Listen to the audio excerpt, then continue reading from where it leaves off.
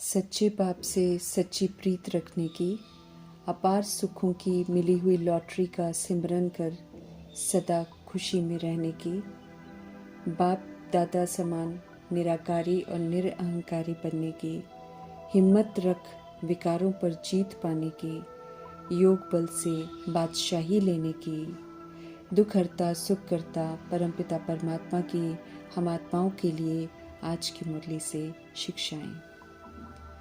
कर्मयोगी आत्मा अर्थात कर्म करते शक्तिशाली स्टेज पर स्थित होना, अर्थात कर्म करते भी मन बुद्धि का योग एक परमात्मा से हो, हर कर्म उनके डायरेक्शन के प्रमाण हो, हर कर्म उनके लिए ही हो और फिर कर्म करके हर कर्म प्रभु को समर्पित हो। कर्मयोगी आत्मा का हर कर्म योग युक्त युक्ति युक्त होता है। कर्मयोगी अर्थात निरंतर योगी बन कर्म करना, इस विधि से हर कर्म में कुशलता आ जाती है। वरदाता परमात्मा स्मृति दिला रहे हैं कि हम उनके बच्चे सिर्फ कर्म करता नहीं हैं, बल्कि हम कर्म योगी हैं, क्योंकि कर्म योग युक्त होकर करते हैं। स्मृति दिलाकर ऐसे कर्म करने को कहते हैं ताकि हमारे द्वारा हर एक को अनुभव हो कि शक्तिशाली स्टेज पर स्थित हैं। कर्मयोगी आत्मा योग युक्त होने के नाते रूहानी पर्सनालिटी वाले होते हैं और रूहानियत की झलक तब भी होती है जब वे साधारण रीति से चल रहे होते हैं या खड़े होते हैं, उसे सब अनुभव भी करते हैं। जैसे दुनियावी पर्सनालिटी में दैहिक आकर्षण होता है, ऐसे रूहानी पर्सनालिटी में प्योरिटी की पर्सनालिटी, ज्ञानी व योगी तो आत्मा की पर्सनालिटी स्वतः ही आकर्षित करती है। ऐसी पर्सनालिटी परमात्मा की याद में रहते कर्म करने से बनती है और दूसरों को अनुभव भी होती है। ऐसी रूहानी पर्सनालिटी का अनुभव कराने वाले कर्म योगी बनने का वरदान दे रहे हैं परमपिता परमात्मा। कर्मयोगी बनने के लिए कर्म करते भिन्न भिन्न आत्मा के मिले हुए स्वमान की स्मृति में रहकर करावनहार कर्म इंद्रियों द्वारा कर्म कराने वाली हूँ। ये कर्म इंद्रियाँ कर्मचारी हैं, लेकिन कर्मचारियों से कर्म कराने वाली मैं करावनहार हूँ, न्यारी हूँ। अपनी को करावनहार शक्तिशाली आत्मा हूँ। ये आत्मा और शरीर, वो करनहार है और वो करावनहार है। ये स्मृति मर्ज न हो। अनुभव करें कि मैं आत्मा करावनहार बनकर कर्म कर रही हूँ। करनहार अलग है, करावनहार अलग है। ये पहला पाठ पक्का करने की समझ दे रहे हैं मीठे परमात्मा।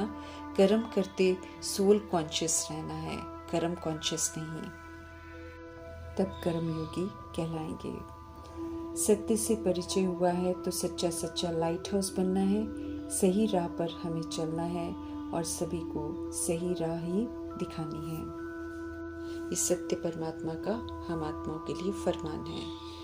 संगमयुगी रचना ब्राह्मण है, नई रचना है, नया झाड़ है, नई सैपलिंग है। इसे बढ़ाना भी है लेकिन संभाल भी करनी है। अच्छी विधि से परमात्मा की बात शेयर करनी है, क्योंकि नए झाड़ को माया रूपी चिड़ियाएं अर्थात परिस्थितियां, विघ्न, देहधारी संग दोष में लाकर खा जाते हैं, अर्थात परमात्मा से बेमुख करने में कामयाब हो जाते हैं। ब्राह्मण झाड़ में पत्ते उमंग उत्साह से निकलते हैं तो बहुत है, अर्थात आत्माएं प्रभु की बनती हैं, लेकिन मुरझा भी जाते हैं क्योंकि ज्ञान के वंडरफुल राजों को अच्छी रीति समझते नहीं हैं। इसलिए जब कुछ विपरीत होता है तो संशय उत्पन्न हो जाता है। हिसाब किताब, परीक्षाएं, संस्कारों की भिन्नता के कारण टकराव, ज्ञान के प्रमाण, उम्मीदें पूरी न होना। ये यूनिवर्सिटी है, स्टूडेंट्स हैं, पढ़ रहे हैं, राजधानी स्थापन हो रही है, भिन्न भिन्न मर्तबे हैं, इस बात को नहीं जानना। इसलिए हर कोई अपनी विधि से कार्य करेंगे, ये बात यथार्थ नहीं समझते हैं, इसलिए मुरझा जाते हैं और पढ़ाई छोड़ देते हैं। समझ मिली है तो उसकी गहराई में जाकर होशियार बनना है। परमात्मा हर बात की गहराई से समझ देते हैं, सारे राज स्पष्ट करते हैं, जिसे समझकर नयों को बताना है। नयों को मीठे परमात्मा कहते हैं कि संशय नहीं करना है। अगर कभी संशय उठे तो बड़ों से क्लियर करना है, और अगर निमित्त आत्माओं से भी क्लियर ना हुआ हो तो फिर बाप से पूछ सकते हैं।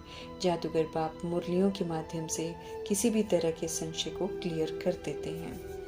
मुरली हम आत्माओं तक पहुंच रही है, अर्थात दुखों से लिबरेट करने वाले परमपिता परमात्मा हम आत्माओं के सम्मुख हैं, राजयोग सिखला रहे हैं, मनुष्य से देवता बना रहे हैं, स्वर्ग की स्थापना कर रहे हैं, उनकी शिक्षाओं को अमल में लाने वाले देवता बनते हैं। संगम युग में जब ब्राह्मण बनते हैं, जब परमात्मा से तीनों कालों की नॉलेज मिलती है, जब उसे यथार्थ समझते हैं तो त्रिकालदर्शी कहलाते हैं। तीनों लोक, स्थूल लोक, सूक्ष्म लोक, ब्रह्म लोक की समझ मिलती है। यथार्थ समझते हैं तो त्रिलोकीनाथ कहलाते हैं। ये टाइटल्स संगम युग के हैं। जब इन्हें समझकर यथार्थ चलकर श्रेष्ठ बनते हैं तो उन टाइटल से संबोधित नहीं करते, जैसे लक्ष्मी नारायण को त्रिलोकीनाथ, त्रिकालदर्शी नहीं कहते हैं। अच्छी तरह हर बात को समझकर समझाना है, नहीं तो कंस्ट्रक्शन की जगह मीठे बाबा कहते कि डिस्ट्रक्शन कर देंगे। डिस्ट्रक्शन करना अर्थात किसी आत्मा को सत्य से वंचित कर देना, क्योंकि ज्ञान मार्ग पर चलने से कई बातें आती हैं जो बिल्कुल अनएक्सपेक्टेड होती हैं। ऐसे में जब हम उन्हें नहीं समझा पाते हैं तो वो संशय में आ जाती हैं और पढ़ाई छोड़ देती हैं। ऐसी डिससर्विस हमसे न हो, इसका पूरा ख्याल रखना है। ऊंचे ते ऊंचे परमात्मा से पढ़कर ऊंच बनते हैं।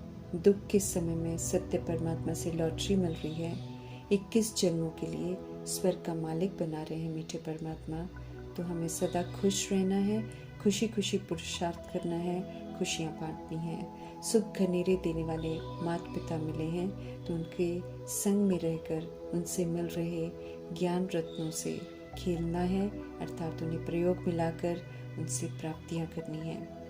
तन मन धन से ईश्वरीय सेवा पर रहकर अपने जीवन को सफल करना है।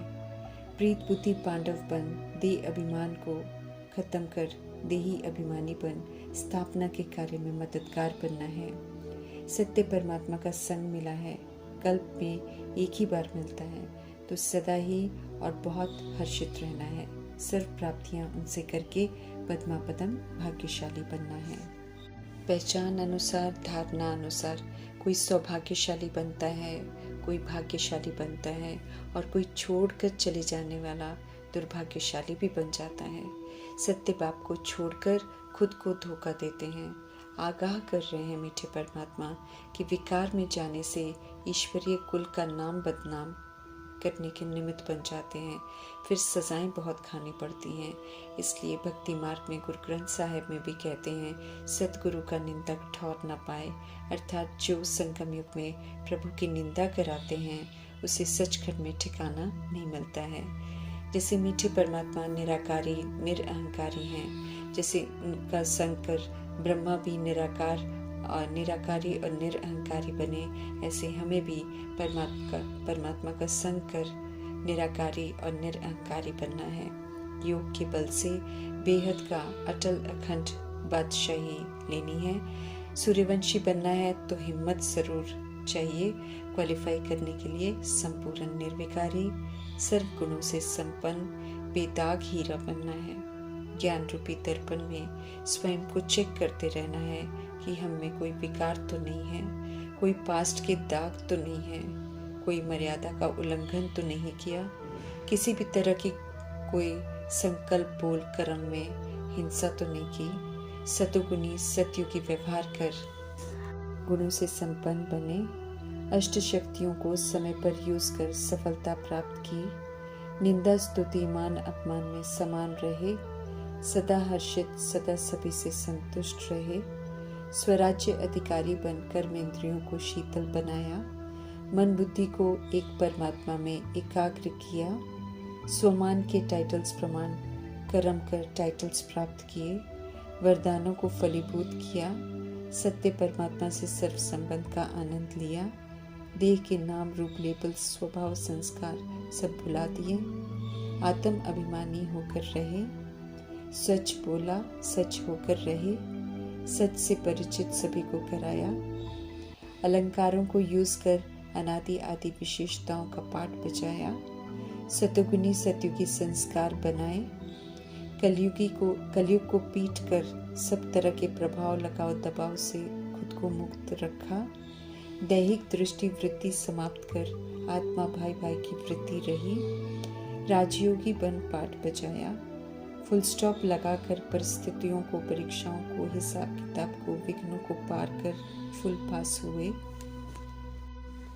सूर्यवंशी बनने के लिए मीठे परमात्मा समझ देते हैं कि महीनता की चेकिंग चाहिए, इसलिए समझते रहें कि हिम्मत से संपन्न हौसला चाहिए श्रीमत पर एक्यूरेसी से चलने का, ताकि किसी भी तरह की गलत फहमी में रहकर हम पुरुषार्थ को हल्का न लें।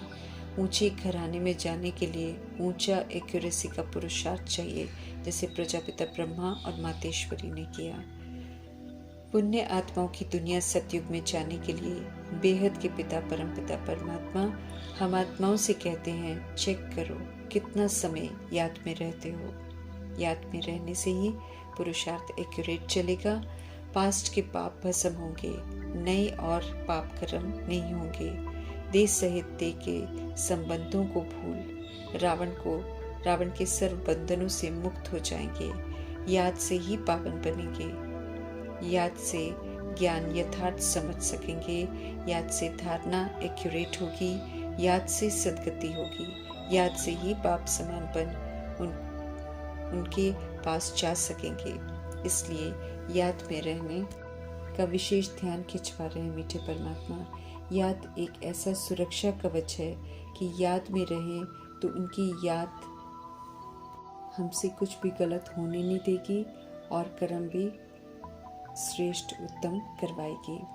इतनी वफादारी निभाते हैं परमपिता परमात्मा अगर हम याद में रहें तो ऐसे वफादार दोस्त मीठे से परमात्मा की याद में रहकर अपना हमें कल्याण जरूर करना है। निराकार शिव परमात्मा का नंबर 1 फरमान यही है, अपने को आत्मा समझ बाप को याद करो। ये फरमान की पालना ही आत्मा को नंबर 1 बना देती है। तो नंबर 1 बनना है तो स्वयं को आत्मा समझ एक परमपिता परमात्मा को याद करना है। ओम शांति।